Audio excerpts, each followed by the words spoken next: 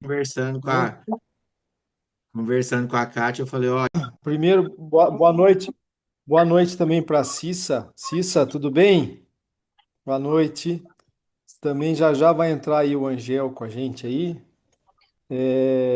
Bem, é o último Pen Wine do ano, um ano que foi excepcional, palestras aí especiais o ano inteiro, palestrantes aí tanto do Brasil como do mundo. E gostaria de agradecer a todos que sempre participam daí dessa família que foi virando Pen Wine. E vamos ter aqui hoje para encerrar uma palestra muito especial com o Dr. Frederico Barra. Fred, muito obrigado de coração pela sua participação. Você faz parte da família, viu? Venha sempre aqui com a gente, por favor. Eu sei que você é cheio de compromissos aí, mas aqui é um canal aberto e fique sempre à vontade. E o Dr. Frederico vai falar de análogos do GLP-1 no tratamento da dor. Vai falar sobre o queijo harmonizando aí com vinho. Vai ser muito legal esse encerramento. Então nós estamos aqui muito felizes com isso.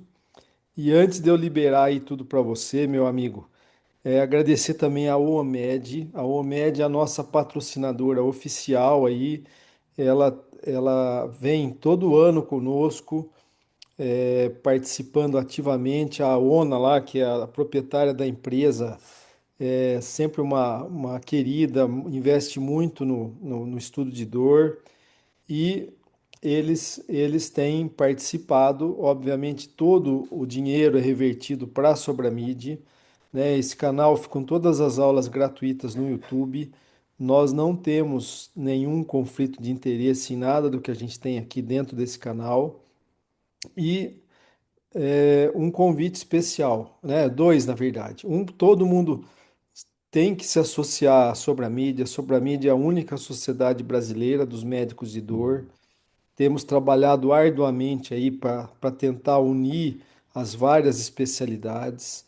Estamos aí revezando as especialidades na diretoria e na presidência, conforme o nosso novo regimento, com novas filiais. O Dr. Frederico Barra, ele é o presidente da filial, né, de Goiás, né, Fred? Meus parabéns pela iniciativa. Você fez aí uma conquista para nós, né, para o Brasil e para todos os médicos da região.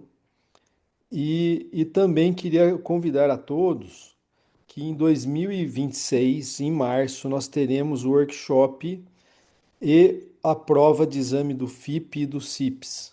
Vai ser a primeira vez em mais de 30 anos que essa prova vem para a América Latina. Vai ser a primeira vez que uma das línguas oficiais será o português e teremos três línguas oficiais: português, espanhol e o inglês. E também tem o apoio da Sobramid nessa iniciativa, tá? Então, uma vez mais, meu amigo querido aí, é só falar a data. A data será de 13 a 15 de março em São Paulo, no Mark Institute, tá? Muito obrigado, Frederico Barra. Um grande prazer estar com você aí e todos da mesa aqui vão estar muito felizes com a sua presença, com certeza. boa noite, José, boa noite, André, Cecília, Alexandre Mi, boa noite a todos, obrigado pelo convite. Com certeza é muito importante, né, o que vocês começaram, que todos nós estamos tentando fazer com a dor no Brasil, trazer para os colegas, abrir a mente, né, de vários colegas médicos sobre possibilidades terapêuticas, das mais variadas formas, desde o tratamento não medicamentoso, medicamentoso, minimamente invasivo, cirúrgico, e o objetivo final disso tudo é melhorar a qualidade de vida, a dor dos nossos pacientes. Então, acho que a Sobramid tem avançado muito e rápido, né, sobre esse tema, é a Sociedade dos Médicos da Dor, onde todos que se identificam, né, nesse tratamento junto aos seus pacientes podem participar, estamos de braços abertos. As regionais estão sendo é, inauguradas, estão sendo convidados os colegas das cidades mais longínquas para participar, né? Teremos agora em janeiro também, lá na Regional Bahia, né, o Summer Pain, também da Regional Bahia. Então, acho que é um ganho para toda a sociedade médica que esse tema seja discutido no dia a dia para que o colega possa melhorar o seu consultório e tratar melhor os pacientes. Então, vamos para o nosso tema de hoje, né? Eu vou Ô falar Fred, antes da. Fred, Sim, sim. ó, só uma colocação para você ver a importância aí dessa união nossa, né, que nós estamos fazendo. Hoje o Penwine aí, ele já atingiu em número de participações aí, nós temos chegado a quase 20 países, 18 países que sempre tem pessoas de vários países participando, então com certeza hoje é o maior canal do YouTube de dor em relação de distribuição de participantes, viu? E Não, graças à Sobre fantástico, Mídia, né? fantástico. Graças sobre a mídia a vocês que têm tido essas ideias, né? Essa participação tão importante dos colegas do mundo inteiro. Então, vamos falar um pouquinho de queijo, né? Eu não bebo, quando foi convidado para falar, falou, "Ó, você vai ter que falar sobre um vinho que você gosta." Eu falei, ixi, ficou difícil. Mas, né, como minha família é de mineiros, meu avô era de Conquista, de Minas, minha esposa é de Patos, então tem muito mineiro na família, sou goiano, também gosto de queijo, então trouxe aqui para falar de queijo que harmoniza com os vinhos, né? Vamos ver que o pessoal que gosta de beber também comer um queijinho para não passar da conta, né, Zé, de beber muito e vão comer um queijinho ali para harmonizar. Então, em relação à harmonização de vinhos e queijos, você tem que complementar ou contrastar os sabores, as texturas, seguindo a regra, né, de que queijos leves pedem vinhos leves, branco ou rosé, enquanto os queijos intensos e maturados pedem vinhos encorpados, tintos ou robustos. Então, a gente tem algumas combinações clássicas de queijo e vinho, né, que são muito frequentes aí no happy hour, é, em situações de festa. Então a gente tem o queijo fresco, ricota, queijo Minas, mussarela de búfala, vai combinar ali então com vinho branco leve, frutados, Sauvignon Blanc, Chardonnay ou vinho verde. Já queijos macios e cremosos, como Brie, Camembert, você vai preferir então mais os vinhos brancos encorpados, o Chardonnay com passagem por barrica ou tintos leves como o Pinot Noir e o Gamay.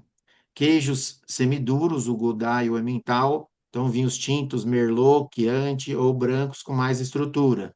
Queijos duros e salgados, parmesão, pecorino, grana padano, tintos encorpados e com taninos, como Cabernet Sauvignon. E queijo azul, Roquefort, Gorgonzola, vinhos doces e licores, como o vinho do Porto, para equilibrar o sabor salgado. Então, aqui a gente tem nesse slide aqui um geral de como combinar os queijos com os vinhos. Aí vou mostrar algumas combinações clássicas, né, de festas ou de encontros, para que, né, se o colega quiser fazer aí na casa dele, convidar alguém. Então, o vinho, por exemplo, o Barolo, ele é 100% da uva Nebbiolo, por sua intensidade, taninos elevados, grande potencial de guarda, evolui com aromas frutados e florais, cereja, rosa, para notas terrosas, alcatrão e especiarias com envelhecimento. Então, o ideal seria usar um queijo ali, meia cura, o Castelmagno, que é um queijo de vaca tradicional, com adição de leite de ovelha ou de cabra, uma massa esfarelada que torna ela mais dura com a maturação, começa delicado e levemente salgado, vai se intensificando para um sabor forte e picante com o envelhecimento. Então, o Barolo precisa de proteína mais gordura, mas também de maciez aromática. Então, queijos alpinos italianos mantêm o vinho aberto, floral, complexo, e o Castelmagno, por ser um queijo italiano com aspecto muito fino, que esfarela, ele contém essa suavidade necessária para harmonizar com esse vinho. Outra combinação clássica é o Brunello, o vinho Brunello com o Parmigiano Reggiano, que é o Brunello é um vinho com aromas de frutas vermelhas maduras, cereja, amora, negras, especiarias, tabaco, couro, então, ele é mais estruturado, com taninos presentes, acidez vibrante, evoluindo para notas terrosas de figos secos com a idade. E o queijo parmigiano reggiano é um queijo italiano duro, granular, de sabor rico e complexo, acentuado e levemente picante, evoluindo com a maturação. Então, com no mínimo 12 meses de maturação, produzida a partir do leite cru de vaca. Então, o Brunello precisa de um queijo que seja complexo sem ser agressivo. Por isso, o parmegiano é um ótimo acompanhamento. Temos ainda o vinho do Porto, que é uma bebida fortificada, licorosa, com alto teor alcoólico, açúcar residual devido à adição de aguardente vínica, e O queijo que pode combinar com o vinho do Porto é o Stilton, que é produzido na Inglaterra. É um queijo azul com sabor potente, aroma proveniente do mofo, o Penicillium roquefort. Essa combinação é uma das mais clássicas da gastronomia, com a mistura do sabor potente do Stilton e a doçura do vinho do Porto, que traduz uma harmonia sem igual. Outra combinação, para terminar, o vinho Pinot Noir apresenta uma variedade de sabores que derivam da uva da casca fina, da família da Vitis vinifera, e o queijo é o Écossais, que é um queijo macio de casca lavada, conhecido por seu cheiro forte, sabor frutado e picante, com cor laranja, amarelada, textura cremosa e macia. Então, o Pinot ama notas animais e terrosas que o Écossais maduro entrega, contudo, esse queijo deve ser consumido em pequenas quantidades para o melhor aproveitamento do sabor sem ser cansativos. Então, concluindo, a regra para harmonizar intensidade queijo leve com vinho leve, queijo intenso com vinho intenso, ou pode-se usar o contraste, né? Um doce com salgado. Em termos de gordura, vinhos secos e ácidos limpam a boca de queijos gordurosos. Em termos de acidez, vinhos mais ácidos realçam o sabor de queijos com acidez natural. Então, José, era isso que eu queria falar sobre queijos, né? Ficou gravado aí para os nossos colegas, né? Maravilhoso, Espero que eu maravilhoso. tenha contribuído aí pro happy hour de alguém. Com certeza, o meu já vou combinar, viu? Valeu, amigo. Muito bem. Vou projetar a próxima aula aqui, então. Deixa eu só abrir aqui o outro slide. O nosso objetivo hoje aqui, então, vai ser falar sobre meta-inflamação. Eu fiz essa aula num congresso bem recente agora, de ortopedia. Teve um conflito de interesse, né, que foi patrocinado por uma indústria relacionada a esses análogos de GLP-1, que é o primeiro análogo de GLP-1 brasileiro. Não vou comentar nomes aqui de produtos, mas a ideia é justamente a gente estar falando sobre meta-inflamação, obesidade e osteoartrite, quais os benefícios dos análogos de GLP-1. Então, pelo que eu ando estudando, já tem um ano que eu ando estudando esse tema, eu estou vendo que, e a literatura médica vem trazendo isso, que todos os médicos vão ter que aprender utilizamos para dor, mas todos os colegas de todas as áreas vão ter que lidar com essa medicação. Acho que é irreversível, dado o benefício desses medicamentos em vários sistemas. Então, cardiovascular, renal, cerebral, tem estudos diminuindo, por exemplo, demência. Dor neuropática, vou mostrar alguns estudos, não é só para dor nociceptiva. Então, acho que é inevitável que qualquer médico de qualquer especialidade não venha aprender a utilizar esse medicamento. Então, vamos focar aqui na dor, que é o nosso objetivo.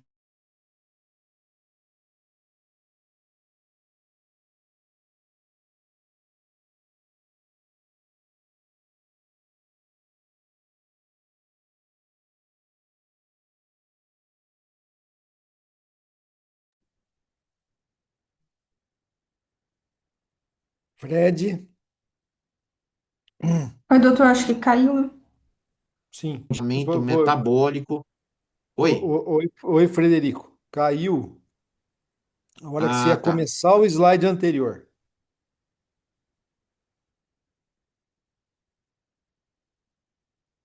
José, voltou?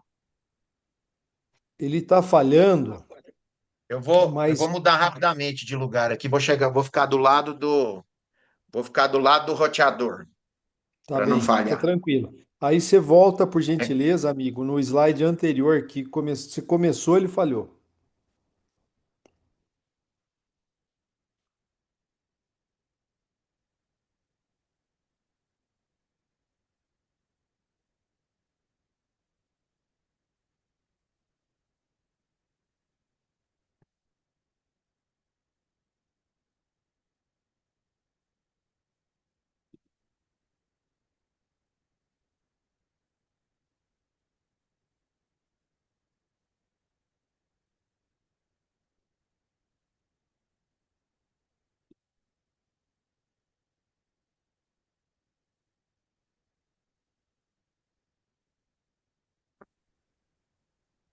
Voltou? Agora voltou bem, Ah, voltou muito bem, bem, muito bom. muito bem. Você, Deixa acho eu- que você Vou voltar aquele aqui. Vou isso, voltar aqui do início. aquela primeira introdução que você falou, a gente escutou Tá. bem. Aquele segundo slide que você começa da parte inflamatória ali, Aham. que foi onde cortou o som. Ó, apareceu o slide? Ainda não. Aí apareceu. Ok, muito bem. Então, desculpa aqui pelo sinal, né? Ah, aí, nesse slide aí. Isso. Obrigado, viu? Ok. Então, nós vamos falar sobre o processo inflamatório que está relacionado ao processo de envelhecimento, o inflama-aging, né? Aquele processo de envelhecimento lento, com produção de TNF-alfa, interleucinas, citocinas inflamatórias, é que nós queremos, então, entender junto ao nosso paciente como a gente pode melhorar essa meta-inflamação, diminuir esse estado pró-trombótico, pró-inflamatório que tanto atrapalha os nossos tratamentos. Por exemplo, na terapia regenerativa, né, de PRP, células-tronco, muito se fala de preparo do solo. E o preparo do solo nada mais é que justamente diminuir essa meta-inflamação geral do nosso paciente. Então, nós vamos conversar sobre essa inflamação de baixo grau, de mau funcionamento metabólico, de resposta imune celular, e o que a gente quer é justamente evitar isso. Durante esse processo de inflamatório de envelhecimento, nós temos vários fatores. Então, fatores externos, como cigarro, estilo de vida, sedentarismo, alimentação, fatores internos, como genéticos, polimorfismos, ineficiência de proteínas e enzimas. Nós queremos diminuir a ação do tecido gorduroso nesse processo. E, além disso, ainda melhorar a permeabilidade intestinal. Então, ao diminuir o tecido adiposo e melhorar a permeabilidade intestinal, nós conseguimos melhorar esse estado inflamatório do nosso paciente. O tecido adiposo, ele vai se expandindo, se for lentamente, ele consegue ser irrigado, existe uma angiogênese ao redor desse tecido, mas quando ele ultrapassa um certo volume, ocorre a necrose, a morte do adipócito. Isso vai levar a hipóxia, inflamação e uma presença do macrófago tipo 1, que é um macrófago mais inflamado, que leva à produção de citocinas inflamatórias em maior quantidade. Quando a gente conversa novamente sobre o preparo do solo, um dos objetivos é transformar o macrófago tipo 1 em macrófago tipo 2, que é um macrófago menos agressivo para os tecidos. Isso leva também a uma resistência à insulina. A gente vê aqui que se o tecido adiposo está aumentando o seu volume lentamente, essa resistência à insulina vai demorar mais a surgir. Se ele aumenta de forma rápida, eu tenho um aumento de resistência à insulina mais rápido também. Aqui do lado esquerdo, a gente pode observar um tecido adiposo não inflamado, um tecido adiposo mais fisiológico, enquanto que do lado direito, em B, nós temos então um tecido adiposo inflamado, e nós não queremos isso. Esse tecido adiposo inflamado vai prejudicar o nosso paciente, vai levar essa meta-inflamação e as consequências da meta-inflamação. Então, a presença do tecido adiposo leva à liberação de ácidos graxos livres em abundância, o que vai aumentar a glicose, triglicérides, LDL, diminuir HDL, reduz a sensibilidade à insulina do músculo. O músculo tem mecanismos próprios de aproveitar a insulina. Se a gente pegar uma criança insulino tipo 1, diabetes tipo 1, dependente de insulina, quando ela faz exercício, a glicemia dela baixa, porque o músculo vai consumir essa glicose independente da quantidade de insulina que esse paciente tenha. Então, é importante ter músculo para diminuir a resistência à insulina, né? Que é o que a gente fala muito para os nossos pacientes, ir para musculação, ir para academia, ganhar massa muscular. Então, tratamentos que também levam à diminuição de sarcopenia, ao ganho de massa muscular, também vão nos ajudar. Sabemos da obesidade sarcopênica, que é o pior dos mundos, é o paciente que ainda é obeso, meta-inflamado e sem músculo. Então, é importante a gente entender esse mecanismo do músculo também no componente geral do sistema músculo-esquelético. Temos alterações simpáticas relacionadas a essa hiperinsulinemia, Então, pacientes têm mais dor, têm alteração, pode evoluir para distrofia de forma mais frequente. E a gente observa isso nas várias doenças que nós tratamos. Então, voltando aqui para a osteoartrite e os análogos de GLP-1, depois dessa introdução sobre meta-inflamação, o que tem se observado? Que o tratamento clínico da osteoartrite inclui acupuntura, fisioterapia, condroprotetores, analgésicos, infiltrações, bloqueios, cirurgias, que todos nós, né, já conhecemos, indicamos para os nossos pacientes. Agora, e os agonistas de GLP-1? O que eles têm mostrado, né, de benefício em termos de tratamento da osteoartrite, além da perda de peso? Eles têm atuado diretamente na inflamação sinovial, no metabolismo da cartilagem e na dor. Então, não é só perder o peso que está melhorando a dor. Foram descobertos receptores GLP-1 na cartilagem e na membrana sinovial. Então, além de diminuir o peso, que já melhora o componente mecânico da dor, existe também uma ação anti-inflamatória direta dentro da articulação. Então, nós temos estudos prévios que perder peso leva a respostas de qualidade de vida. Então, se eu vou perder ali 10% do peso corporal, eu melhoro a dor articular, eu melhoro a qualidade de vida, eu melhoro a mobilidade articular. Se eu perder mais de 15% do peso, eu já diminuo a minha mortalidade. Então, perder o peso é extremamente importante para a qualidade de vida do paciente. Quando a gente começa a perder peso, o nosso corpo tenta nos boicotar. Então, ao perder peso, o corpo acha que aquele peso que você estava, obeso, era o seu peso ideal e que a hora que você começa a emagrecer, que você está morrendo. Então, ele toma uma atitude drástica, aumentando os hormônios da fome. Ele faz você ter fome. Então, ele aumenta a grelina, porque ele não quer que você morra, ele quer que você coma e volte ao peso que ele achava que era o ideal. Além disso, ele diminui os hormônios da saciedade, e um desses hormônios é o GLP-1. E, além disso, reduz o gasto energético de repouso e exercício. Se nós tivermos uma quantidade de músculo adequada, eu vou aumentar o gasto energético no repouso e no exercício. Por isso é importante, junto com qualquer tratamento de obesidade, realizar atividade física e suplementar para ganhar músculo. Então, creatina, HMB, colágenos, proteína. Então, tem que suplementar para ganhar músculo e fazer atividade física para que não ocorra uma redução do gasto energético durante o repouso e o exercício. Não adianta tomar a injeção, o análogo de GLP-1 e não mudar a dieta, não mudar os hábitos de vida. Nós temos que melhorar os nossos hábitos, a nossa qualidade de vida. Então, a medicina do estilo de vida tem que ser empregada aqui. Então, não adianta ficar tomando, né, produtos que são ricos em açúcar, em calorias. Nós temos que trocar essa realidade do nosso dia a dia. Além disso, aqui a gente tem vários resumos de estudos sobre vários tratamentos de obesidade e a gente pode observar que a maioria funciona como uma curva de Gauss. Então, quando eu tenho a mudança do estilo de vida, eu tenho pacientes que não vão melhorar, a maioria vai realmente diminuir o peso se eu mudar o estilo de vida, e tem aqueles que vão diminuir muito, que vão melhorar muito.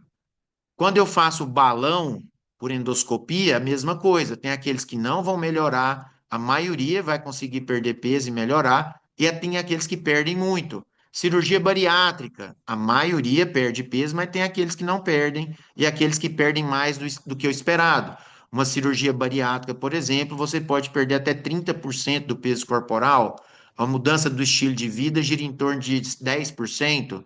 O balão também em torno de 10%. E as primeiras injeções que nós temos no mercado para obesidade são a liraglutida, a semaglutida e a tirzepatida. Então, a liraglutida também a gente observa esse padrão de curva de Gauss, onde 80% melhora, mas tem aqueles que não vão melhorar tanto, não vão perder tanto peso, e aqueles que vão chegar acima da média. A média da liraglutida é em torno de 10% do peso corporal. Semaglutida, do mesmo jeito, curva de Gauss, alguns não melhoram, outros melhoram. A gente tem uma diminuição de peso em torno de 15% do peso inicial. E a tirzepatida, que atua tanto no análogo de GLP-1 quanto no GIP, ele também, curva de Gauss, tem aqueles que perdem menos, outros perdem mais, perde em torno de 20%. Vai entrar no futuro um outro medicamento que está em fase 3, perto de ser aprovado para o mercado, que é a retatrutida, que atua em três análogos, três peptídeos, análogos de GLP-1, GIP e o glucagon. Ele não existe no mercado ainda, a gente vai falar dele um pouquinho mais para frente, mas deve chegar logo. Aí você pergunta, mas então por que que tem gente que faz cirurgia bariátrica, toma injeção, faz mudança de estilo de vida e não emagrece? Ou emagrece aquém do esperado. Então, tem alguns estudos mostrando os fenótipos da obesidade. Então, a gente tem quatro fenótipos: tem o cérebro faminto, o intestino faminto, o metabolizador lento e o faminto emocional.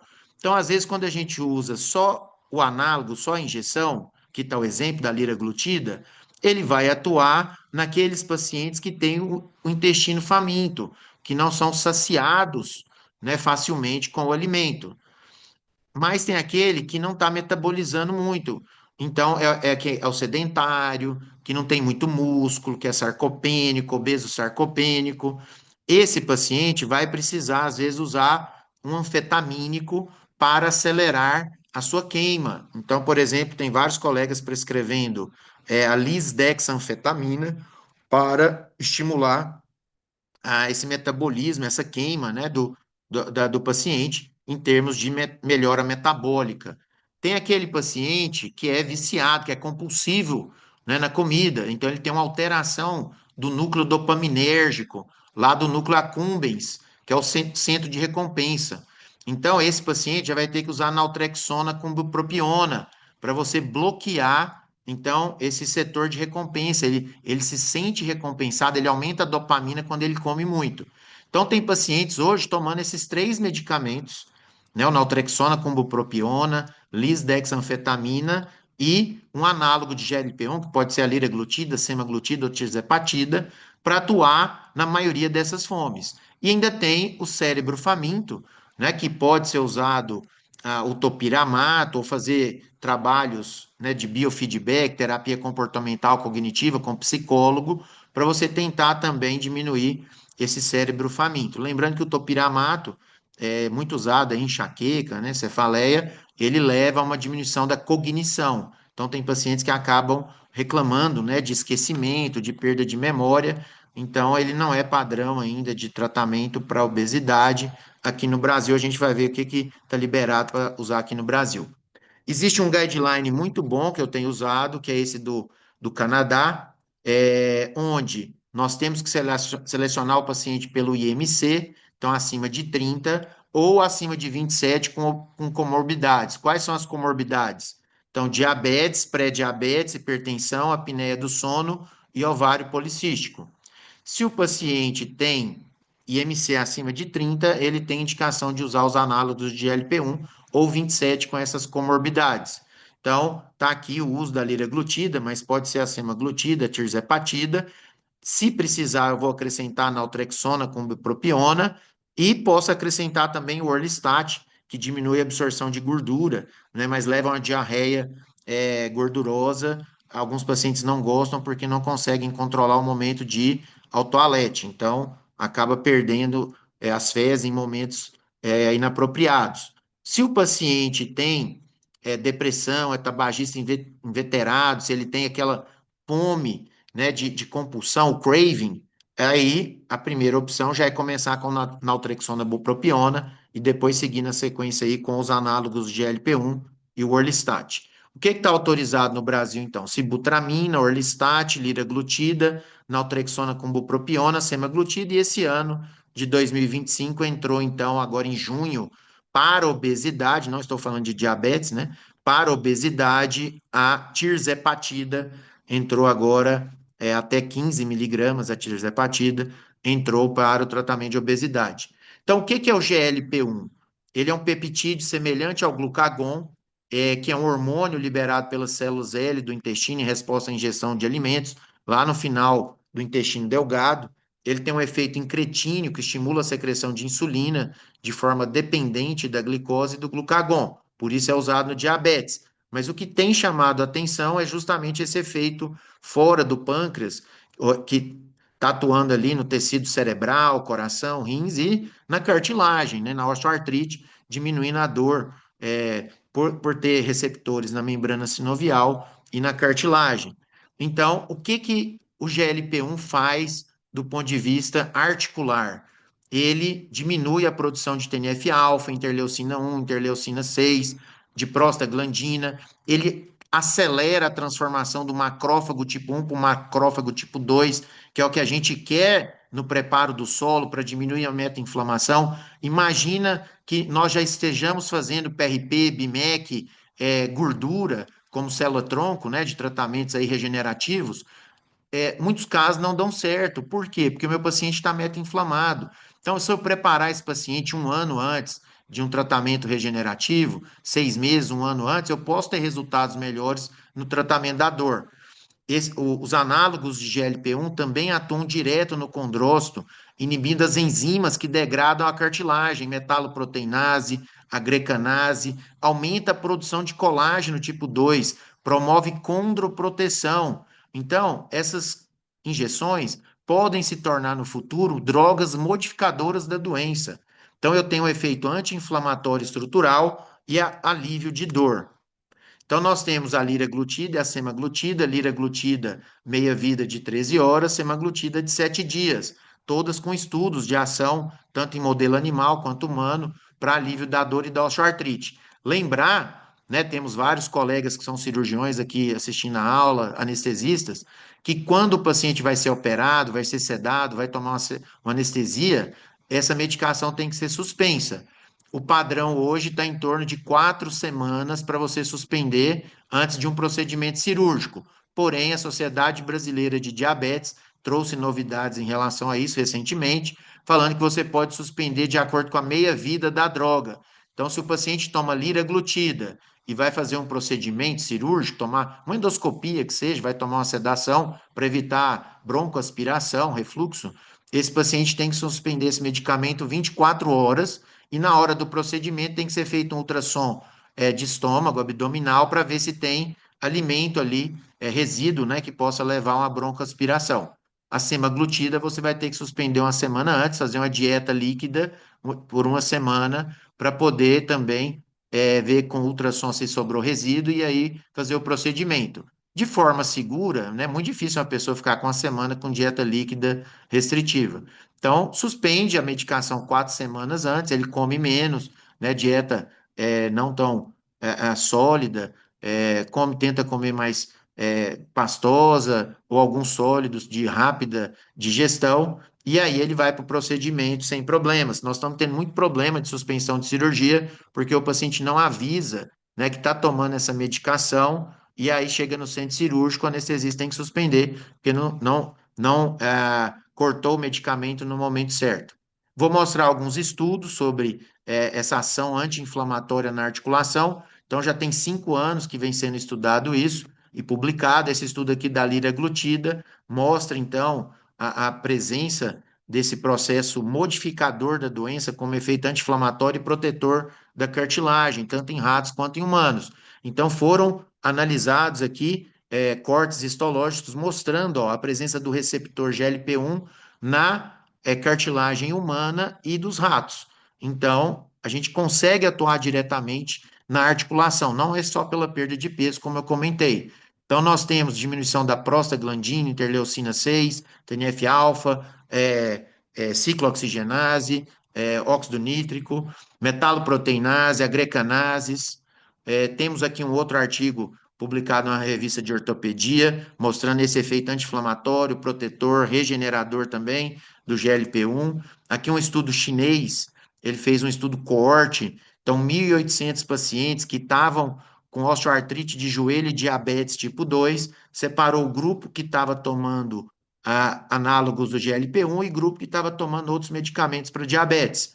O grupo que estava usando GLP-1 teve menor necessidade de cirurgia no joelho, menor perda de cartilagem, menor uso de infiltrações interarticulares, melhora da dor e melhora do ômago.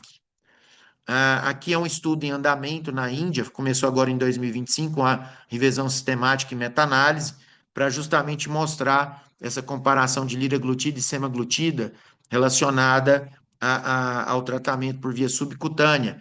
E esse artigo aqui é muito interessante, de 2025, no jornal do Headache and Pain, também mostrando que os análogos de GLP-1 atuam como anti-inflamatório, melhoram a osteoartrite, mas podem também atuar na dor visceral, diminuindo a dor do intestino irritável, dor neuropática, analgésico via modulação de micróglia, dor neuropática diabética, melhorando a condição nervosa.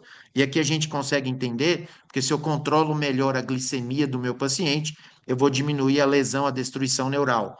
Dor oncológica, reduzindo a dor óssea por câncer e até cefaleia, redução da dor de enxaqueca e cefaleia. Então, será que no futuro os análogos do GLP-1 vão ser uma opção terapêutica clínica para todos os nossos pacientes com dor? Né? Temos efeitos do GLP-1, também aqui publicado em outra revista musculoesquelética, na Califórnia, mostrando esse efeito positivo na artrose, na saúde óssea como um todo.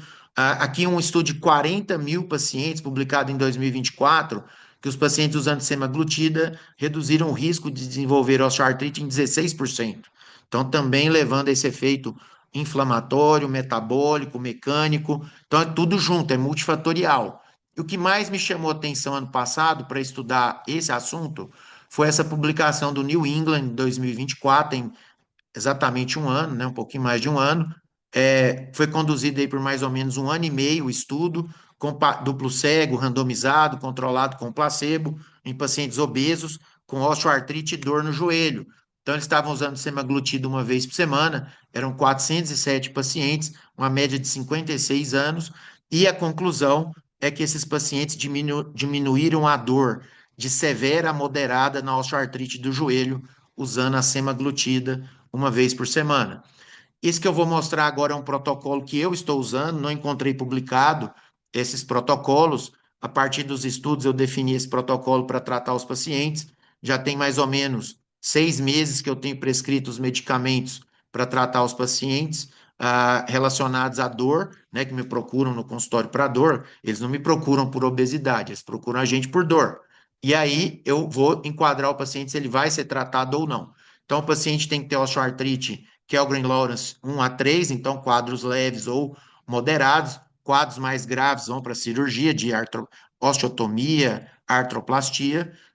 Paciente com dor crônica, sinovite leve a moderada, obesidade, MC de 30 ou 27 com comorbidades, como a gente já falou, seguindo o guideline canadense.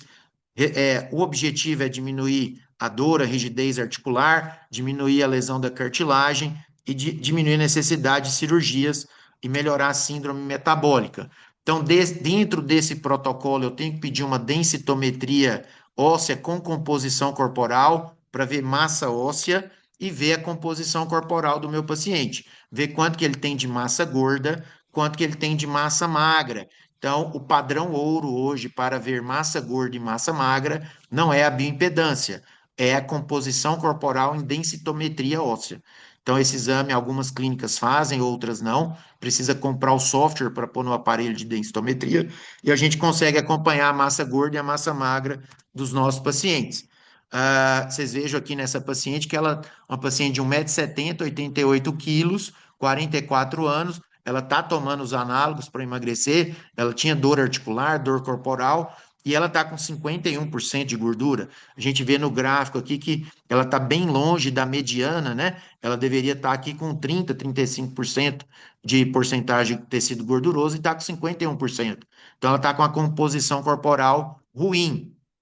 Exames de sangue que nós vamos pedir, né, para descartar doenças mais graves, então PTH, glicemia, hemoglobina glicada, perfil tiroidiano, lipídico, vitamina D, magnésio, cálcio, função renal, hemograma, função hepática, uma avaliação nutricional se o meu paciente está ingerindo uma quantidade de proteínas adequada, né, 1,5 gramas por quilo de proteína dia.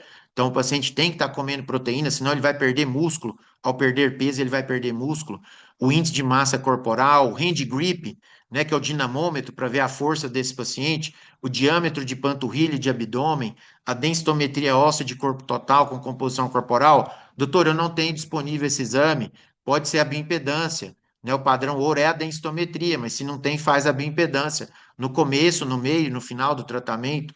ultrassom de abdômen e tiroide, para descartar pacientes não podem ter nódulos na tiroide, não pode ter pedra na vesícula, não pode ter pancreatite. Eu vou mostrar aqui, são contraindicações desse tratamento. Radiografia das articulações, ultrassom das articulações, para ver esse nível da artrose. E você vai acompanhar a resposta do seu paciente de 3 em 3 meses.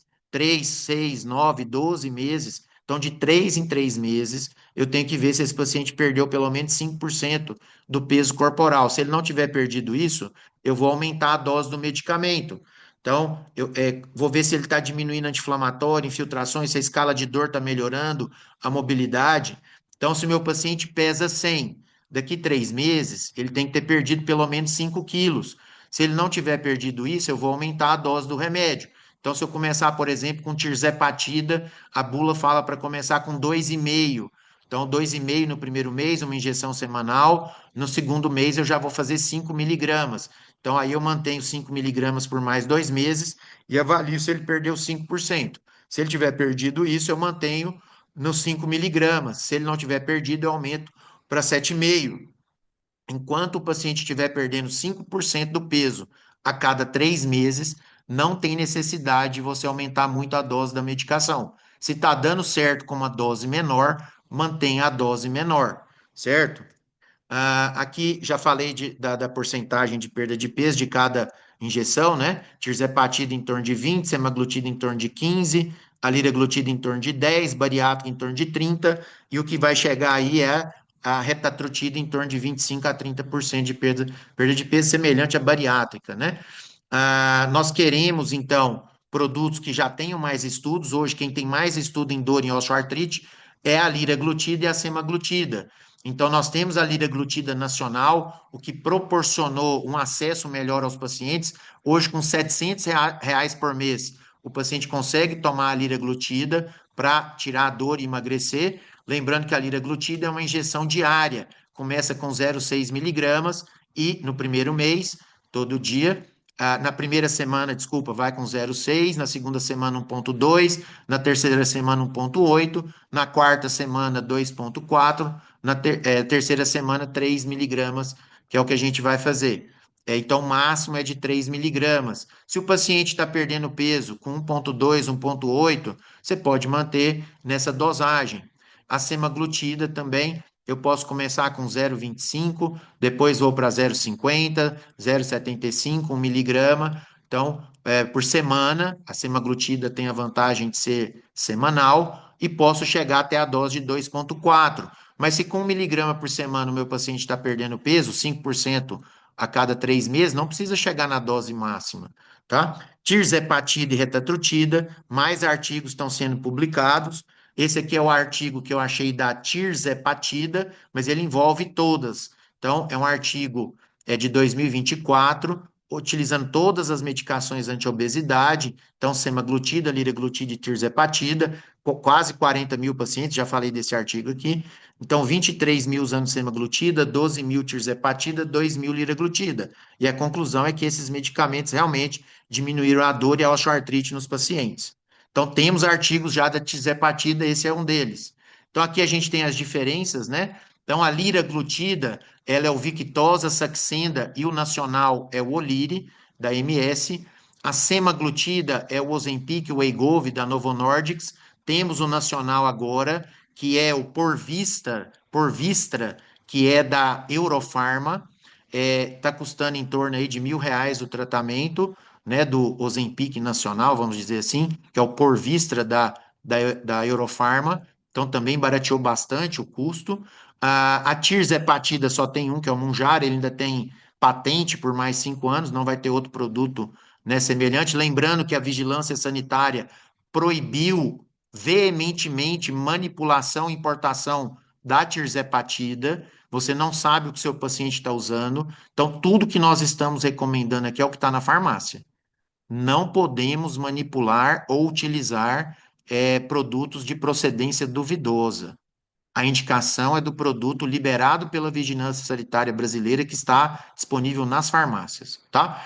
A tirzepatida eu começo com 2,5 semanal, vou para 5. Então, com 5 eu já tenho resultados significativos. Se o meu paciente estiver perdendo 5% a cada 3 meses, eu mantenho em 5. Se ele começar a não perder esse percentual de peso, eu vou para 7,5, 10, 12,5 e 5. No Brasil, temos canetas de 2,5 e 5 e de 7,5 e 10.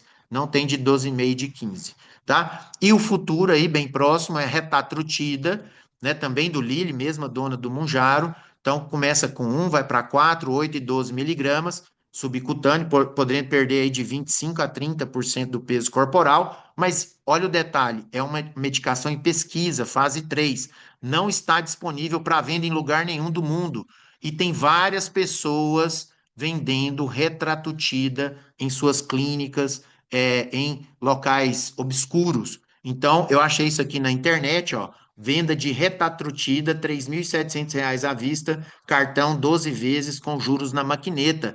Com certeza é um produto falsificado. Você não sabe o que tem aí dentro. Quem estiver utilizando, prescrevendo isso, pare imediatamente. É um crime. Vai ser preso pela polícia.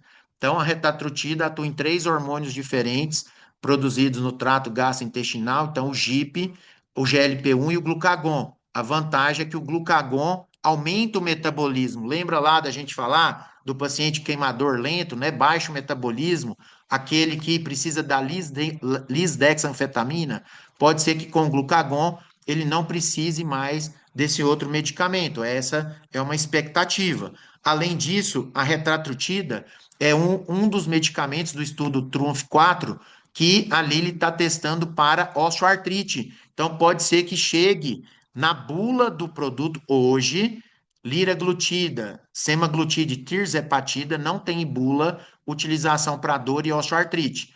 Pode ser que o primeiro seja a retatrutida, pois tem estudo específico para isso. Ensaio clínico randomizado, 77 semanas, para reduzir dor e osteoartrite. Então, provavelmente vai ser o primeiro produto a vir em bula com essa indicação. Então, esse protocolo todo que a gente faz tem que ver a história pessoal, familiar de câncer de tiroide. Então, a gente sabe que o nódulo de tiroide aumenta o risco de câncer, né? Tem uma classificação para isso, TIRADS. Então, eu não vou, antes de começar o tratamento, não fazer um ultrassom de tiroide no meu paciente. Eu tenho que fazer. E se ele tiver nó de tiroide, eu não vou passar o análogo de LP1. Nós não estamos vendo isso, os colegas preocupados com isso. Então, tem que fazer ultrassom de tiroide. Se tiver nódulo, manda para o endócrino. O endócrino é que vai saber se é risco de câncer de tiroide, se tem que fazer PAF do nódulo da tiroide, se pode usar o análogo de GLP-1. Pacientes grávidas, lactantes não podem usar, pacientes com pancreatite ou história prévia de pancreatite não pode usar, pacientes com colitíase, lama, pedra na vesícula não pode usar, por isso tem que fazer ultrassom de abdômen também antes de começar o tratamento. Os efeitos colaterais mais comuns são náusea, vômito, obstipação. Então, eu tenho que passar ondansetrona, eu tenho que passar pantoprazol para o meu paciente que vai ter náusea, vômito, perda de apetite. O paciente vai obstipar, eu tenho que passar para ele um pré-biótico, um probiótico. Tem passado muito lactobacilo ou bifidobactério, já preventivo para o paciente não obstipar e fazer uma hemorroida, fazer uma obstipação, né? Então, importante. Então, já tem que preocupar com isso. Outro detalhe, se o paciente já é diabético, ele pode evoluir para uma hipoglicemia, pacientes, principalmente se ele estiver usando outros produtos. Então, o paciente usando insulina, forxiga, dapaglifosina, outros medicamentos, manda para o endócrino resolver se ele vai fazer esse tratamento ou não. Endócrino nutrólogo. Agora, o paciente está tomando o glifage, a metformina, para um pré-diabetes, um diabetes inicial, você pode trocar a metformina pelo análogo de GLP-1. Inclusive, o American Heart Association colocou que hoje análogo de GLP-1 é nível 1A de evidência para evitar evento cardiovascular em pacientes diabéticos. Então, você pode trocar a metformina pelo análogo de GLP-1, liraglutida, semaglutida, tirzepatida. Isso pode ser feito e eu faço no consultório. Agora, tá tomando insulina? Não sou louco de prescrever mais um análogo de LP1 para esse paciente. Manda para o endócrino para ver se o endócrino vai prescrever ou não, tá? Lembrar dos efeitos colaterais. Então, a face de Ozempic, o paciente vai perder gordura, o pé de Ozempic, quem vai resolver essa parte estética é o dermato, né? É o médico, é o cirurgião plástico, é o médico da estética. Então aí, mas tem que explicar para o paciente que isso pode acontecer, que talvez ele precise desse tratamento estético. Né? O que a gente vê mais é náusea, vômito, diarreia, obstipação. Temos também colelitíase. Lembrar da desidratação, às vezes o paciente esquece de beber água, tem que beber, tem que estimular a ingesta hídrica nesse paciente. Por que que o paciente faz obstipação? Então, as vilosidades intestinais, elas vão se espessando, a luz intestinal no intestino grosso vai diminuindo. Então, é um cuidado que tem que ter. Vamos dar prebiótico, probiótico para esses pacientes, principalmente se já tiver uma história de obstipação prévia. Lembrar do cuidado com a sarcopenia. Então, todo paciente tomando análogo de GLP-1 tem que usar suplementos para ganhar massa muscular e fazer academia. Então, usar 3 gramas de creatina por dia, 3 gramas de HMB, hidroximetilbutirato, usar 10 gramas de colágeno, que é 15 gramas de colágeno Body Balance, que é o colágeno que funciona para ganho muscular. Então, vamos tentar melhorar, minimizar o mais possível a perda de músculo desse paciente. O músculo é extremamente importante para o alívio da dor, para a diminuição da meta-inflamação, para a sobrevida, né? Músculo é sobrevida, músculo que aumenta a longevidade.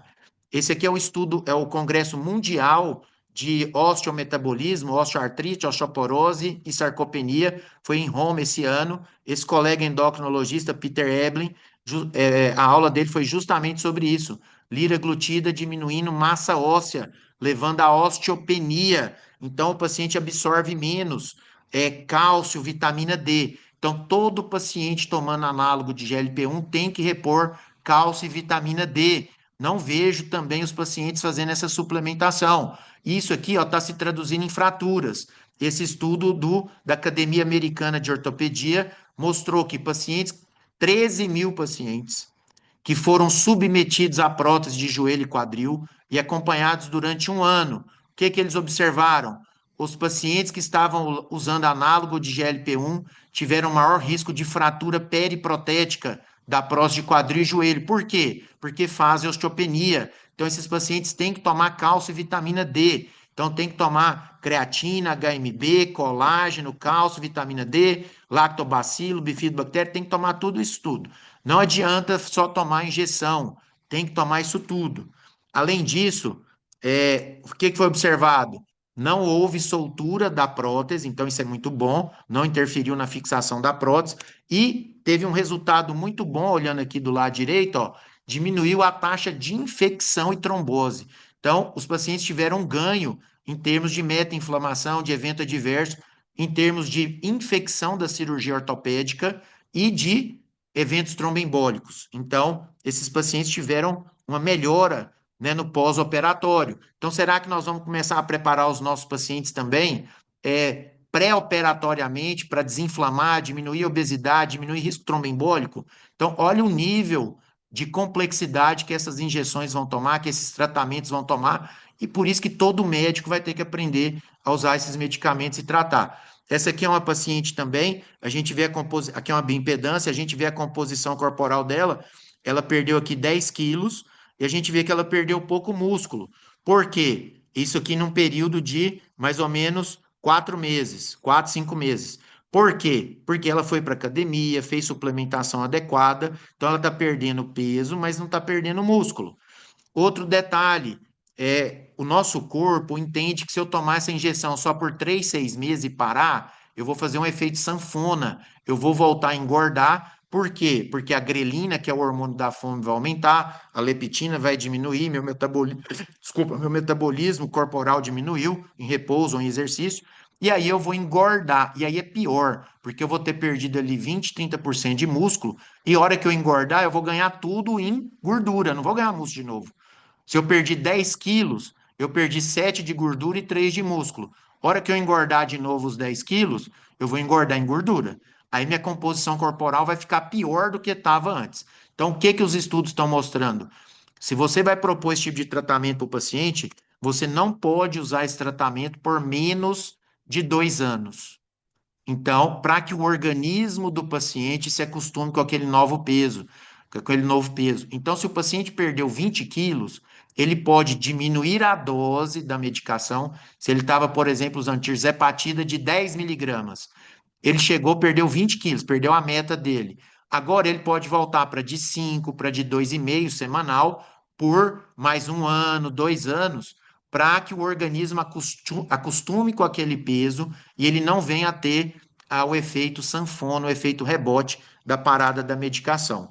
Pessoal, era isso que eu queria falar para vocês. Né, ó, terminei, é dentro do tempo, tá bom? Obrigado. Maravilhoso, maravilhoso, Fred. Uma apresentação aí especial, realmente aí muito bacana, muito completa, eu diria aí.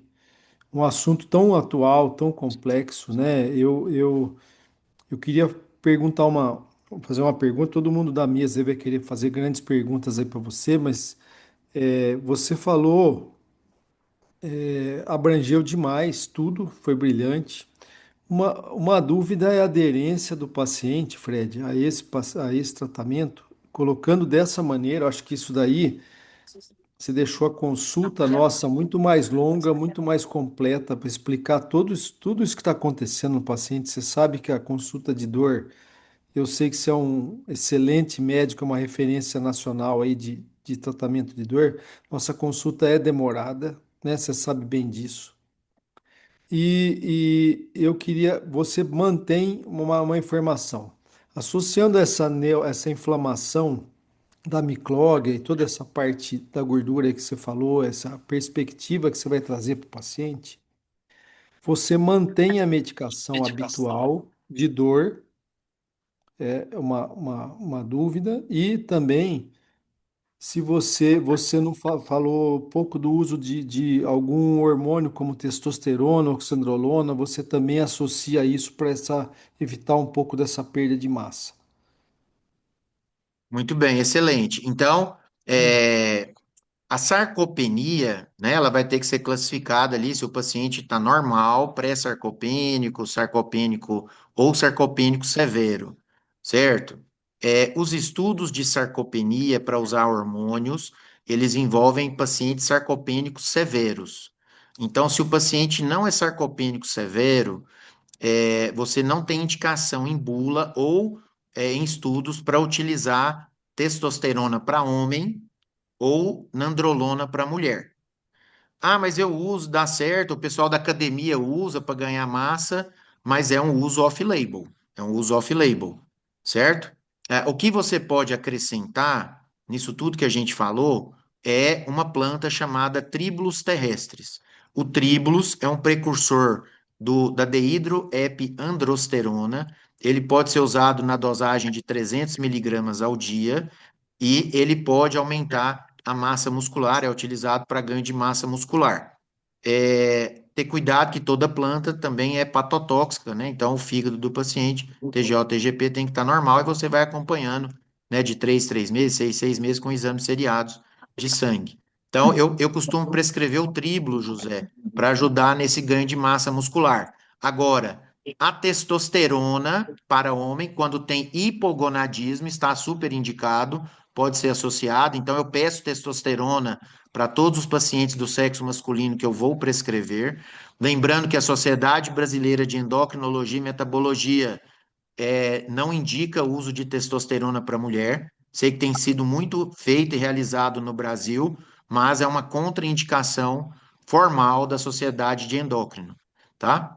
Lembrando que eu não sou endócrino, né? Eu sou ortopedista, cirurgião de coluna, especialista em dor e osteometabolismo, tá? Mas a Sociedade Endócrina, em todos os seus guidelines, não recomenda testosterona para mulher. Então, para homem com hipogonadismo, com sarcopenia importante, ok. Como é que a gente define sarcopenia, né? São 3 parâmetros: é a força muscular, por isso tem que fazer o hand grip, é a massa muscular, por isso tem que fazer o diâmetro de panturrilha, mulher pelo menos 33, homem 34 centímetros, o diâmetro de panturrilha, e a performance muscular, que é a velocidade de marcha, então pelo menos 0,8 metros por segundo num espaço aí de 6 metros. Se tiver os 3 parâmetros diminuídos, é sarcopenia severa, aí você pode usar hormônio. Para mulher, a gente usa nandrolona, lembrando que a nandrolona pode engrossar a voz da mulher e não volta depois ao normal. Eu já tive pacientes que eu prescrevi nandrolona, eu prescrevo na dose de 25 miligramas de 15 em 15 dias, IM, durante 3 meses, ou na dose de 50 miligramas IM uma vez por mês também durante 3 meses, justamente para tentar melhorar essa sarcopenia severa. Então, eu indico, prescrevo para esses casos. Então, quando está com hipogonadismo masculino, tem indicação de testosterona, sarcopenia severa, e quando é mulher, nandrolona. GH está indicado para pacientes com sarcopenia severa associados ao HIV ou acamados. Então, podemos prescrever GH caso o paciente tenha HIV, tem uma sarcopenia do HIV, ou pacientes acamados também pode ser prescrito GH. Eu não tenho experiência com GH, eu encaminho para o colega endócrino lá da clínica, tá? Acho que era isso que você queria saber? É isso aí. Deixa Ok, eu passar um pouquinho aqui para quem falou menos hoje, aqui a Cecília e depois o Angel aí na sequência. Vai, ok. Cissa. Boa noite, pessoal. Boa Maravilhosa, noite, Ed. Bom, na obrigado. verdade, eu mesma não prescrevo, não, tá? Porque eu tenho algumas amigas de faculdade que são endócrino, então acaba que Certo, elas que prescrevem. Mas achei muito interessante o que você trouxe, porque alguns pacientes que eu vi, porque a gente acaba acompanhando o conjunto, tiveram, assim, uma perda de massa muscular. Então, assim, achei interessante. Focar nessa questão, talvez um acompanhamento nutricional melhor, né? Que não é todo mundo que faz, e a partir de aderir mesmo à atividade física que faz o diferencial. E a maioria dos doentes, assim, que a gente tem muito, eles querem que a gente faça alguma coisa e chega na hora que eles têm que fazer, é um pouquinho mais complicado. Então, sim. assim, eu vi ali que você mostrou, sei lá, uma diferença de 0,5, mínimo, assim, e às vezes eu vejo uma perda significativa, assim, de massa muscular. Sim, sim, porque essa paciente fez certinho, academia, ela fez. Inclusive, eu posso falar porque é minha esposa que está Ah, tomando a medicação. Eu também estou tomando, já perdi 15 quilos. É, então, assim, ela fez certinho a academia, está acompanhando certinho com bioimpedância, composição corporal. Então, se fizer o tratamento certo, não vai perder músculo. não, parabéns para os dois, então, porque eu fiquei impressionada. Parabéns, Primeira coisa que eu parabéns, Ah, olhei. parabéns, Porque parabéns. ainda mais pra gente que é mulher, né? Acima sim, de 40, acima de 50, né? Meu caso, aí assim, é uma perda, e a maioria que eu vejo entre as mulheres entre 50 e 60 anos, uma perda de massa muscular. Então a gente, quem lembra aquele bonequinho Barba Papa, né? Que era do coisa infantil, que você abraça e ele é assim muito fofinho, é como a paciente fica. Você abraça, ela fica muito flácida nessa faixa etária, né? E bastante complicado. E aí não adianta muito, né? Osteoartrite de joelho, se não fortalecer a musculatura, sim, tem que melhorar ganhar ela músculo. fica muito Tem que difícil. ganhar músculo. Então, legal. Poxa, Verdade. obrigada. Ótimo. Angel, Hola, ¿qué tal? Buen día. Buenas tardes. Oh, olá, Angel, graças saludo. por estar Tudo acá. bem? Todo bien, mucho gusto. Felicidades por la palestra, parabéns. Muy buena, muy explicativa, muy práctica. Y me llamó un poco la atención la parte donde se menciona pacientes oncológicos, pacientes con cáncer, que se pueden beneficiar el dolor de estos pacientes.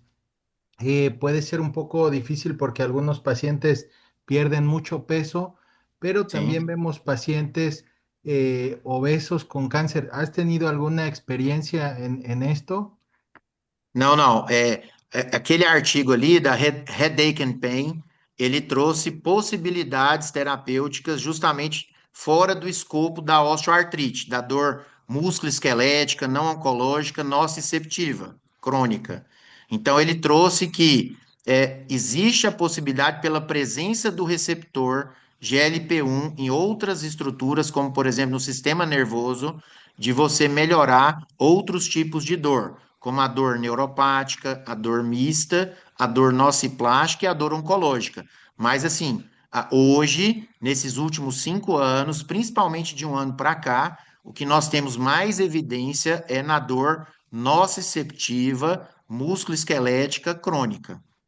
Os Ok, outros ainda tá engatinhando ainda, é uma coisa de um ano para cá que se aventou essa hipótese, tá bom? como teórico, es algo É, teórico. isso, Isso. Perfecto. Bueno, parabéns de nuevo. Muchas gracias. Obrigado. 1000.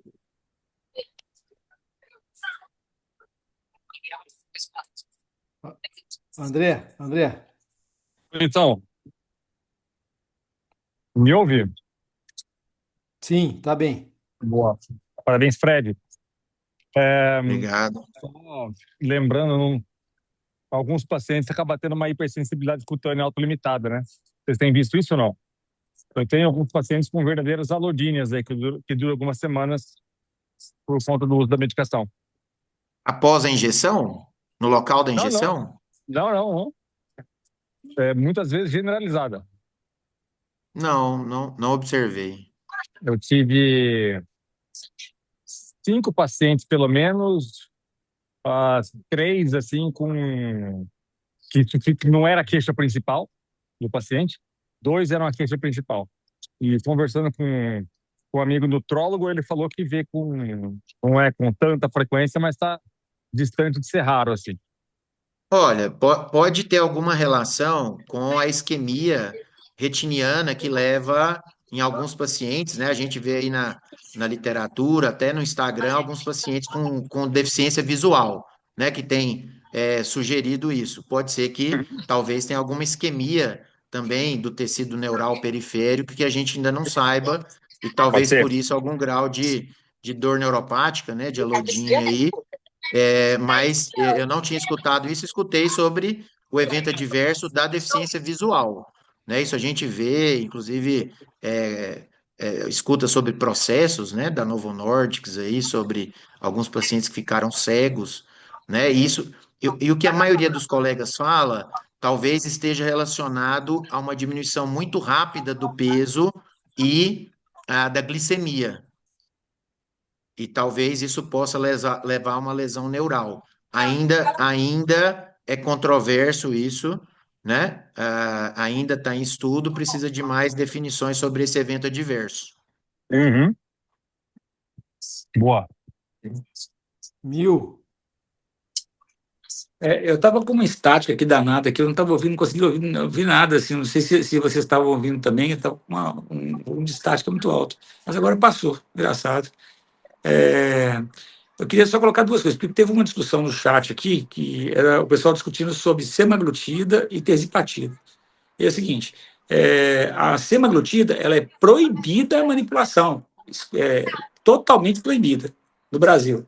Já a terzepatida, que é o Monjaro, não é proibida. Tá? Ela tem uma regulação da Anvisa, da Vigilância Sanitária, que é muito restrita.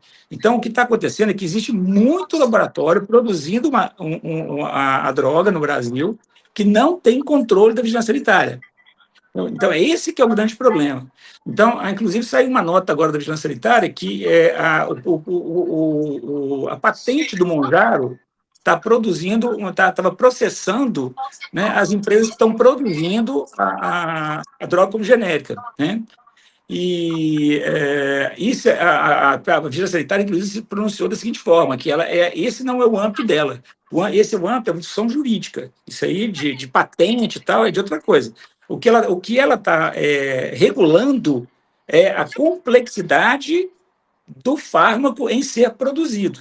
Então, contanto que a droga tem uma origem conhecida e que tem uma manipulação da farmácia de manipulação também sobre normas regulatórias bem restritas, a droga pode sim chegar ao mercado, né, de forma legal, sem ser o Monjaro.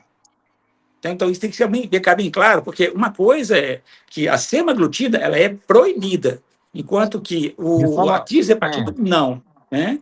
De forma legal não dá, Mil. Ô, Mil. O que acontece esses dias... né? Não, pois é. Uma coisa assim, uma coisa é o que é proibido, né? Outra coisa é o que tem no mercado. O que tem no mercado é que o colega tem que tomar muito cuidado com a procedência daquele fármaco que ele está prescrevendo.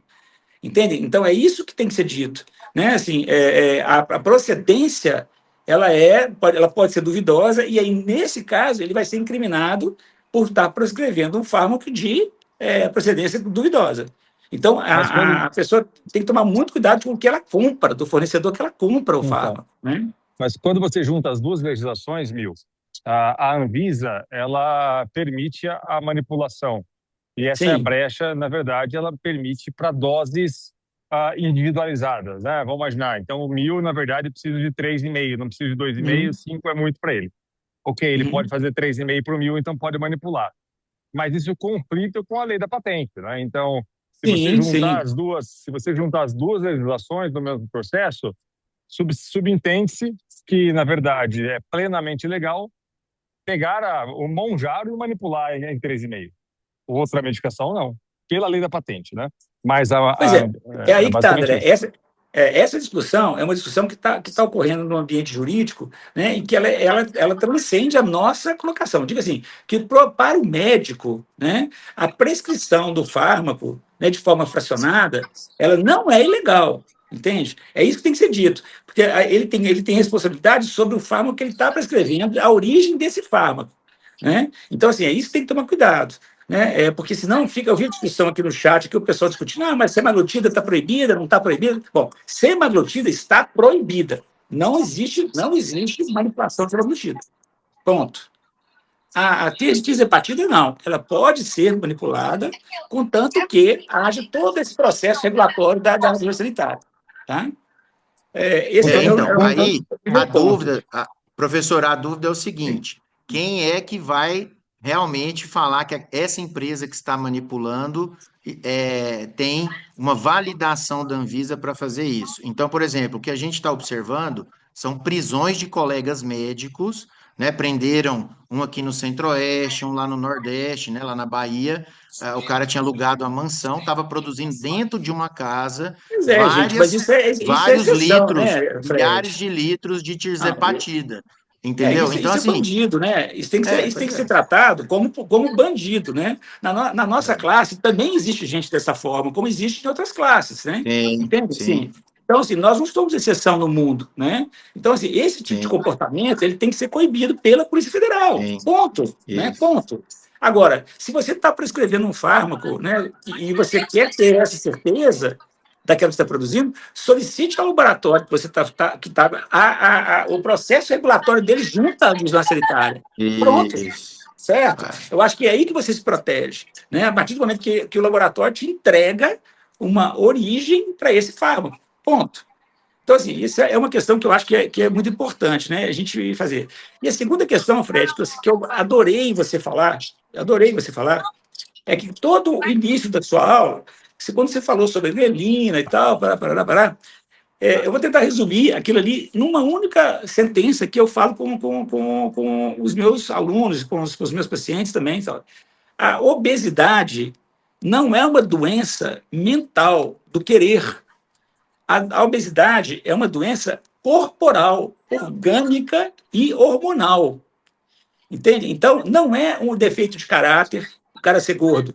Né? E nós, médicos, temos um mal.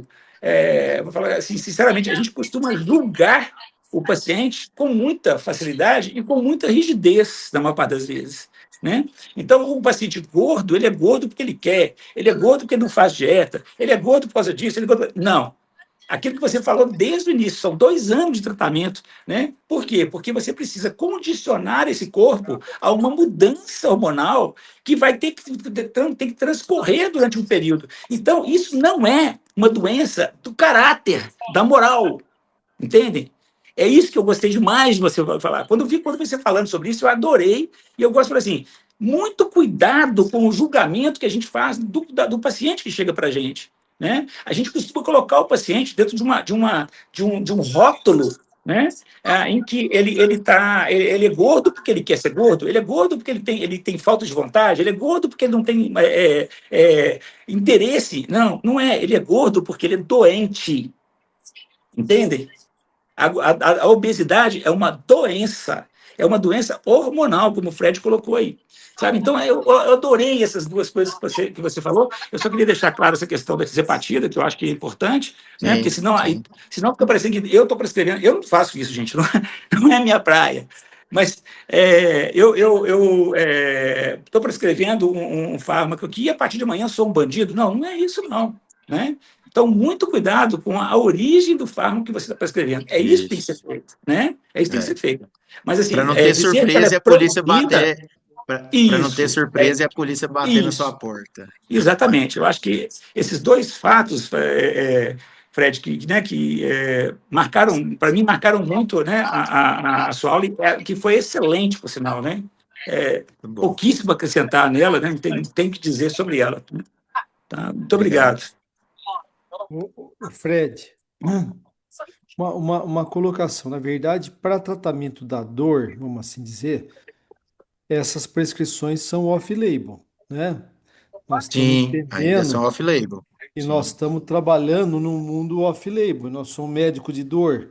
Então, essa colocação, acho que tem que ter muito cuidado, porque, inclusive, tem aqui no chat uma colega perguntando quando que você vai entender se a dor é devido à melhora do fator mecânico ou a dor devido a essa melhora do componente inflamatório. Na verdade, é uma combinação, mas a gente entende que não é uma medicação específica para dor e com uso específico para isso, né? Por Mas é uma enquanto, né? ferramenta, mas Por é uma enquanto. ferramenta, exatamente, mas é uma ferramenta para esse paciente, né? Sim, por enquanto, assim que a retratutida sair em bula, né, que vai servir para dor, acredito que agora em 2026, isso vai ficar bem definido, entendeu? Agora, concordo totalmente, off-label tem que ser colocado para o paciente. Agora, eu prescrevo, estou prescrevendo para obesidade. E o plus que o paciente tem é a melhora da dor. Então, por isso que eu acho que é importante quadrar o paciente nos critérios de obesidade, índice de massa corporal acima de 30 ou 27 com comorbidade. Porque aí a sua prescrição não vai ser questionada porque você está prescrevendo para obesidade. Eu recebo com frequência no consultório pacientes com IMC de 25 tomando a caneta. Não fui eu que prescrevi. E acho que todo mundo vê isso aí, né? Parentes, amigos, pacientes, né? Tomando a injeção sem precisar. Aí você vira para o paciente, mas espera aí, qual que é seu IMC? Não, meu IMC é 25. Você não tem indicação de tomar a injeção. Nem para obesidade, nem para dor. Então, assim, eu acho que temos que estar amparados clinicamente na prescrição baseado nos critérios de obesidade, afastar todas aquelas complicações, possibilidade de hipoglicemia no paciente já tomando insulina ou outros hipoglicemiantes, paciente com nódulo na tireoide. Não vejo, às vezes, nem colegas endócrinos e nutrólogos solicitando ultrassom de tireoide e de abdômen pré-início de tratamento. Entendeu? Então, eu acho que a gente tem que ler a bula dos produtos, ver quais são as complicações, ler os estudos, para entender onde a gente pode realmente beneficiar o nosso paciente e também nos resguardar, acho que foi bem colocado, José, nos resguardar porque ainda é uma prescrição off-label. Então, eu não vou prescrever para um paciente com IMC de 20, né, de 25. O paciente tem que estar dentro dos critérios de obesidade para poder prescrever. Perfeito. Pessoal da mesa aí, alguma pergunta aí, por gentileza? Angel, André, Cissa, Mil. Não, ficou Só alguma coisa, lembrar, ficou alguma coisa aí só- lá no bate-papo, Zé? Não.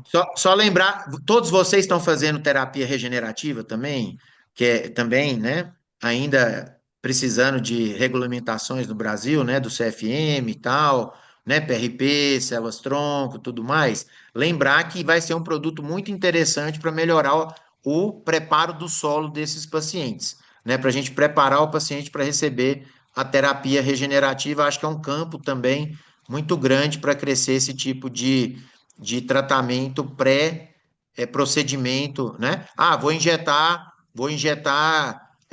uma célula-tronco lá no disco para regenerar o disco da coluna. Então, tem que preparar o paciente, né, para receber esse tratamento. Se o paciente é obeso, inflamado, hiperglicêmico, você vai injetar lá o PRP, a célula-tronco, e não vai funcionar. O paciente vai gastar o dinheiro, vai jogar fora. Então, tem que fazer o preparo do solo para o paciente. E eu acho que esses medicamentos vêm ajudar muito isso aí, facilitar, simplificar toda uma questão de preparo do solo. O Fred, perguntaram aqui para você falar de novo para nós aí, que qual o Ah, colágeno que você citou lá no, durante a é, apresentação. colágeno. O colágeno que funciona para músculo é o colágeno hidrolisado, que é o colágeno em pó, não é o em cápsula, né? O em cápsula ele é um anti-inflamatório. Então, o colágeno em pó hidrolisado. Aí tem vários tipos de colágeno hidrolisado. O Tendoforte, não estou falando marca de laboratório, não, é a marca do colágeno. O Tendoforte é para lesão de tendão. O Body Balance é para ganho muscular. Deixa eu só ligar na tomada aqui, vai acabar a bateria. O Body Balance é para ganho muscular. O Pepitan 2000 é para ganho de cartilagem. O Forte Bone é para ganho ósseo. O Verisol é para ganho de pele, cabelo e unha. Então, nós temos um colágeno para cada situação clínica. O colágeno em pó, tem gente que não acredita que funciona, mas pode acreditar que funciona. Tem estudos de ressonância magnética funcional mostrando que eles melhoram a cartilagem hialina. Então, eles realmente ajudam a célula a qual ele vai aumentar aquele metabolismo, trabalhar. Então, existe um receptor celular chamado integrina que vai identificar a sequência do peptídeo de colágeno. Então, a sequência de aminoácidos, a quantidade e a sequência. Então, cada colágeno tem uma função. O de pele não serve para o músculo, o da cartilagem não serve para o tendão e vice-versa. Então, o colágeno para músculo chama Body Balance. Existem alguns produtos já produzidos, né, que estão na farmácia por indústrias farmacêuticas e pode ser manipulado também na farmácia de manipulação, mas já tem ele pronto nas farmácias, tá? Essa é uma discussão boa, viu? Só acrescentando aí, Fred, Cabe eu outra sou, aula, né, sabe, doutor? desculpa. Colágenos. Não, Outra aula, outra aula. não, isso aí, olha só para Fica para o acrescentar ano nisso, que que, vem, por exemplo, Fred. a Já fique Eular, convidado já. Pronto. a EULAR, que é a Sociedade Europeia, né, de Reumatologia, e a Sim. ACR, que é a Sociedade Americana de Reumatologia, elas Uhum. só preconizam para tratamento articular os saponáceos, né? Então, ela só preconiza boswellia, bromelina, é, Cúrcuma. cúrcuma, garro do diabo e Não, o anica. arpagolfito, o arpagolfito não está na É, lista deles. Aí tá glucosamina com condroitina também. Na lista deles, eles preconizam glucosamina com não, tiraram, condroitina. tiraram, tiraram. É. Essa daí eu tenho Mas, certeza. A doutor, condroitina tiraram.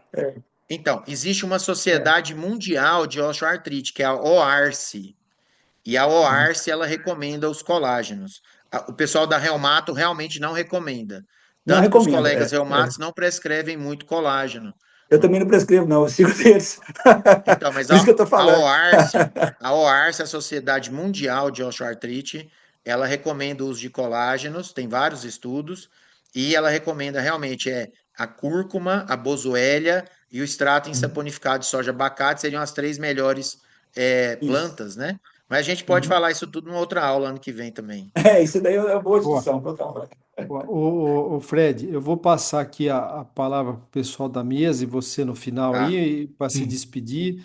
Eu me despeço aqui a todos. Um excelente momento aí de festas com a família, um excelente ano novo a todos e nos vemos no ano que vem. Vou passar a palavra para todos. Muito obrigado, Fred, mais uma vez, viu?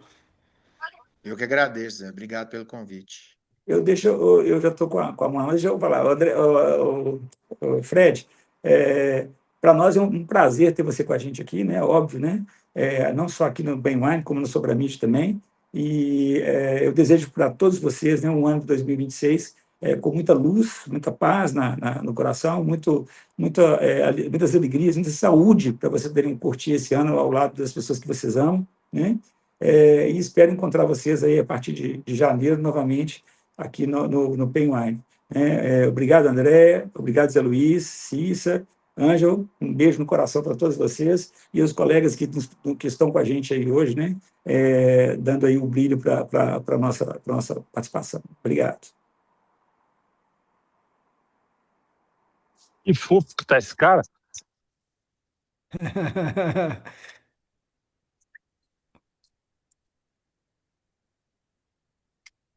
Ok, doutora Cecília, doutor André, doutor Angel, muito obrigado. Valeu, gente. Né? Obrigada, feliz ano novo, tudo de melhor para todos aí, um super Sí. 2026 para gente. Obrigado a todos e contem com a Sobramídia aí para, né, novos eventos aí. Vamos planejar vários eventos aí para 2026, 27. Graças, Angel. Felicidades, que la pasen muy bien.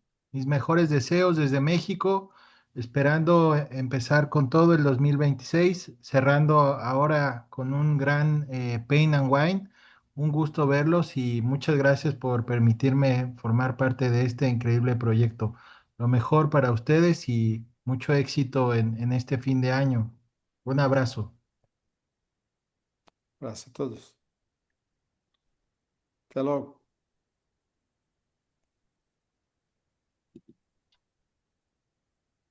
Muito bem. Professor, estou à disposição de todos aí para responder perguntas, né? Só acessar meu WhatsApp aí, meu Instagram, fiquem à vontade, estou à disposição. Um abraço a todos e boa noite.